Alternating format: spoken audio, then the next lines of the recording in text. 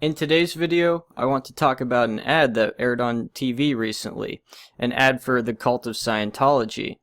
This is a clear depiction of what the Bible says as Lucifer masquerading as an angel of light. This whole commercial makes Scientology out to be such a great cult and focuses on advancements of technology, focuses on the age that we're drifting into.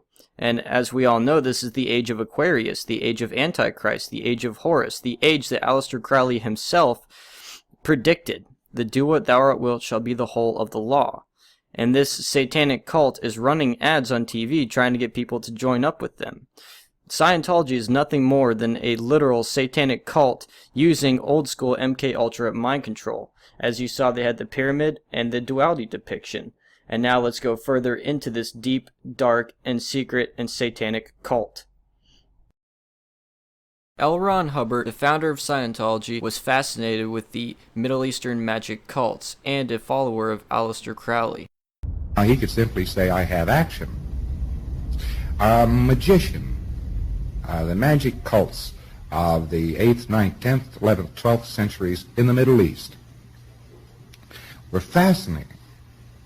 The only modern work that has anything to do with them is trifle wild in spots, but it's fascinating work in itself, and that's work written by Aleister Crowley, the late Aleister Crowley, my very good friend.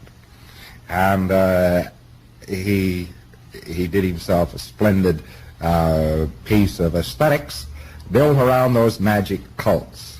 It's a very interesting reading to get a hold of a copy of a book, quite rare, but it can be obtained, The Master Therion, Therion, The Master Therion by Aleister Crowley.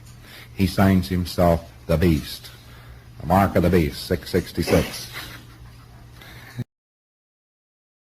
L. Ron Hubbard moved in with self-taught chemist, rocket scientist, and co-founder of JPL, Jack Parsons. Parsons was a self-proclaimed Satanist, black magician, and follower of Aleister Crowley. Parsons dubbed himself the Antichrist. In 1946, they performed a magical ritual called the Babylon Working, intended to give a physical incarnation to the whore of Babylon. The Babylon Working was a sex magic ritual. L. Ron Hubbard played the high priest as Parsons had sex with a young girl. Hubbard was allegedly a neophyte in Satanism and magic when Parsons gave him the role of high priest. Parsons wrote to Crowley, quote, "Although Hubbard has no formal training in magic, he has an extraordinary amount of experience and understanding in the field." Clearly, there was far more to L. Ron Hubbard's history than his official biography. After the completion of the Babylon Working, Parsons wrote to Crowley explaining, quote, "Babylon is incarnate upon the earth today, awaiting proper hour of her manifestation, and in that day my work shall be accomplished, and I shall be blown away by the breath of the Father, even as it is prophesied." End quote. Strangely enough, Parsons was blown away 6 years later by the explosion in his home laboratory, right after Hubbard's announcement of Scientology. Hubbard's son, Rhonda Wolfe, exposes that Scientology is black magic.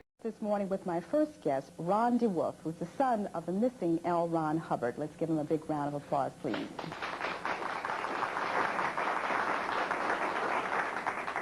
Welcome. In 1972, you alleged in court papers that your father had lived a life characterized by severe mental illness and physical disease, consistent failure, and the use of false and fraudulent, oft-time criminal means to cover up these failures and to acquire wealth, fame, and power in order to destroy his perceived enemies. What made you draw those conclusions? What did you see that led you to that? Because I lived it. 99% of what my father wrote and said about himself is totally untrue. And millions of people have taken this false data over a period of 30-some-odd years and relied upon it and built a set of beliefs and built an organization.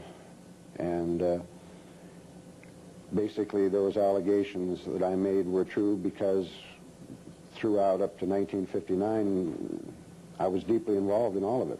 What did you see specifically? I mean, give me an example. When you say criminal means, like, for example, what did you see? Fraud and deception, the involvement with, in the early days in Phoenix, Arizona, for an example, in 1952, the involvement with organized crime. Organized crime in what capacity? The use of Scientology money, his own money, to finance drug importations into the country from Mexico and Colombia. You saw these things? Yes, I was involved with several of the incidents. You recorded any of this? You have papers to prove? Could you walk into court and prove any of these allegations? I didn't think for years that I could. Most of it I thought was buried, but I think now, since I have been speaking out, that there has been evidence being brought forward proving those allegations. Why did you leave the church? Because of these allegations, these things that you... No, well, I left the church for a whole wide variety of reasons. It isn't a very simple answer.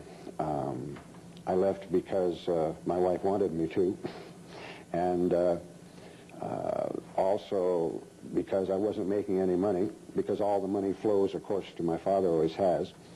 I was also tired of the fraud and the deception, plus his deep involvement in personal use of drugs on himself and others, black magic.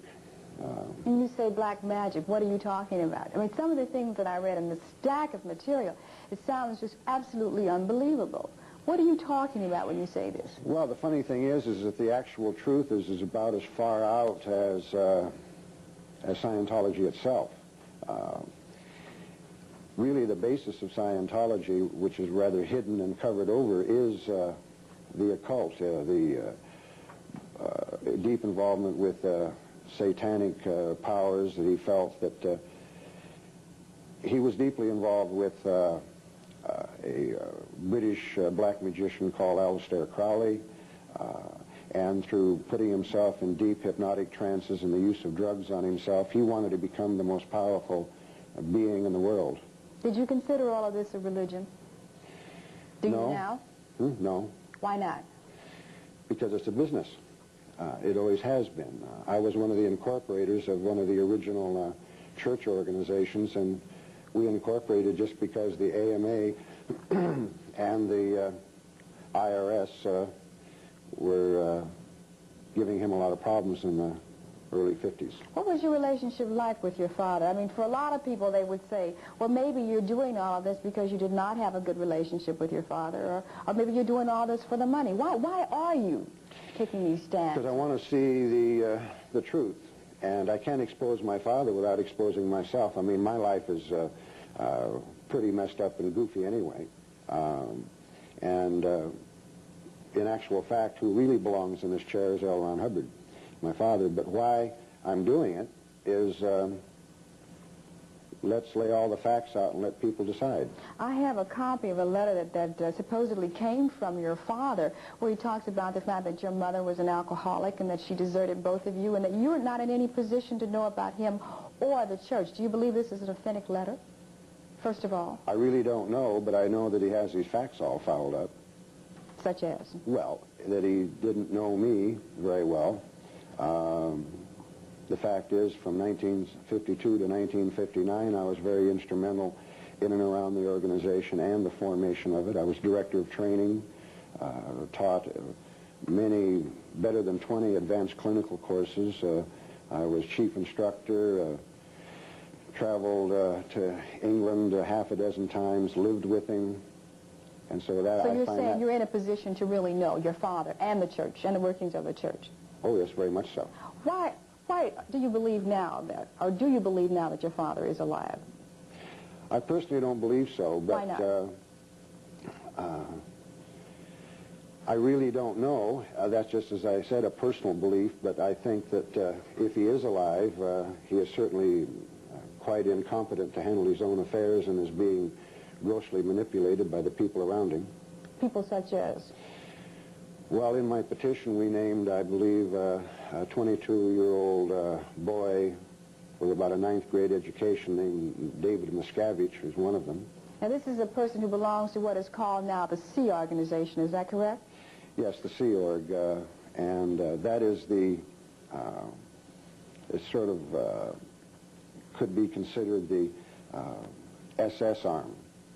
Now, would you explain that? I mean, who are these people, and why have you labeled them that? Because they're very much parallel a Hitlerite-type organization. And you realize that's very difficult for us to understand that. Here we are sitting in America today in the year 1983, and you're telling us that there's a group of young people who are like the SS. Mm-hmm. Why? I mean, how were they indoctrinated? Where were these young people? Where would they have gotten this concept from? Gotten it from my father. They were raised in Scientology, and all they've known is Scientology and my father. And were they isolated from the outside world altogether? Not altogether, but pretty much kept in a very tight group. And of course, outside contact and outside communication has always been kept at a minimum over the years. When you say Scientology uses methods identical to MK Ultra mind control. The E-meter acts as a lie detector and is used to make initiates give confessions to certain answers. Other tactics such as intimidation are used as well. In the Midwest of the United States, I went to a conference where people would smile at even the thought that British politicians are arch manipulators. If you want to hear about real hypnotic manipulation, just listen to them. At the time that I was going through these techniques, I didn't realize I was being hypnotized because I had a preconceived notion in my mind that hypnosis involved somebody swinging a watch in front of your face and then putting you into a deep sleep and then making hypnotic suggestions to you. But none of that happened in Scientology. There was no watch swinging. I never went into a deep sleep. I was conscious of everything that was going on. I never lost memory of anything that happened. Basically, the way I looked at it was all I was doing was doing simple techniques that involved talking to another person. It never occurred to me that this could be a very subtle form of hypnosis. Members of the Church of Scientology didn't take kindly to our questioning, which is possibly why they jeered when I went with two former high-ranking Scientologists to learn about their secret methods. Start. She's about to demonstrate on me some of their secret techniques.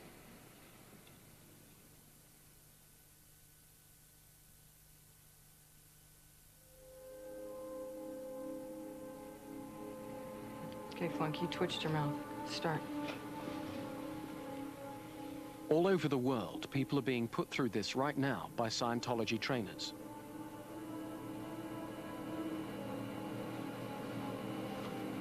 Okay, Flunk, you gave a big sigh.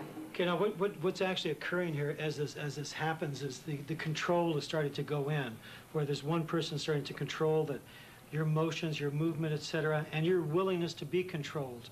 And you're going to finally have to be able to do this for 2 hours without a twitch, without a movement, without anything else. What I'm aware of is when I stop my attention from moving and I totally focus upon you, I begin to go into a trance because my conscious mind is looking for movement, but it's being fixed and held. Now, we're going to do this drill until your tone 40 is totally in. Okay, now this is done screaming, so it's going to get a little bit loud for the cameras. You're a student. Okay. Start. Stand up! Sit down in that chair! Flunk, you failed to acknowledge. Okay, start. Stand up! Thank you! Sit down in that chair! Thank you! Stand up! Thank you! Sit down in that chair! So, Robert, what does this do for you? What does this technique actually achieve? Well, the purpose of this is to give you the ability to direct your intention to get something accomplished. Now, you must understand in Scientology, however, there's two sides of this. While you are learning to get something done, so I say, Paul, go over there. And I'm just able to direct you, because there's a lot of people that will say, Paul, could you sort of go over here for a second? Gives you that commanding presence, all right? So it's like a military training kind of drill. Exactly. Very much so. Now, the other thing that's important to know, however, is in Scientology, you must learn to be commanded. This is important because at the same time, while you are learning intention without reservation, you must learn control. So I must be able to receive your control. So when you tell me to go over there, I'm willing. So you are learning to control people, and you're learning to be controlled at the same time. And that's how the mind control begins to take place. The government funds and protects this cult under the disguise of religion. Scientology is popular among Hollywood actors, most notably Tom Cruise.